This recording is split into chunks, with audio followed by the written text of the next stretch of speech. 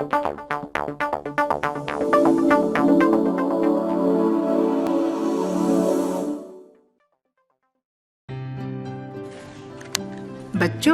आज का पाठ है भाषा।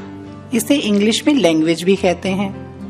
और बच्चों, पहले मनुष्य जंगलों में रहता था और वह अपनी बात को इशारों में समझाता था। धीरे धीरे उसने पशु पक्षियों की आवाज सुनी और भी बहुत सारी ध्वनियों को सुना और उसने अपनी ध्वनियों के माध्यम से बात दूसरों के आगे प्रकट की। परिभाषा, डेफिनेशन। भाषा एक माध्यम है जिसके द्वारा हम अपने विचार प्रकट करते हैं।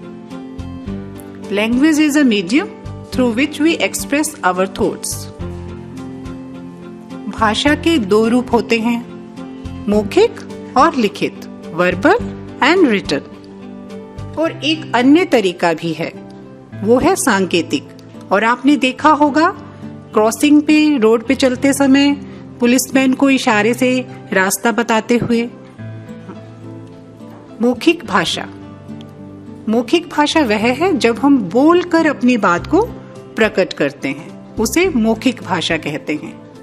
और लिखित भाषा, जब हम लिखकर अपनी बात को प्रकट करते हैं, उसे लिखित भाषा कहते हैं।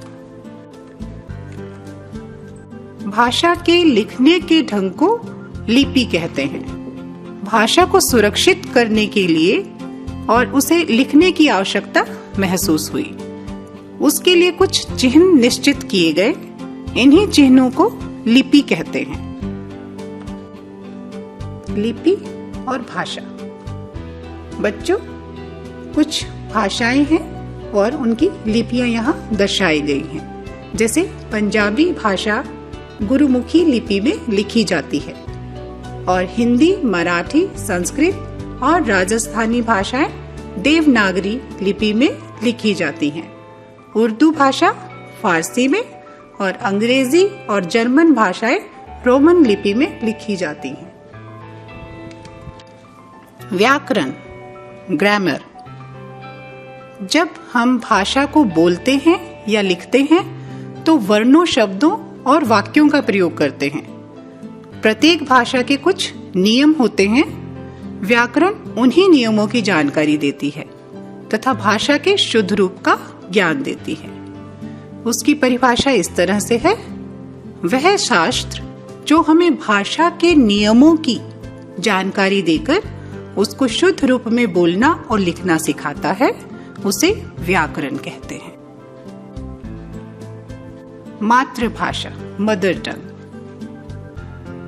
और जो बच्चा पैदा होने के बाद अपने माता पिता से सीखता है, उसे मातृभाषा कहते हैं।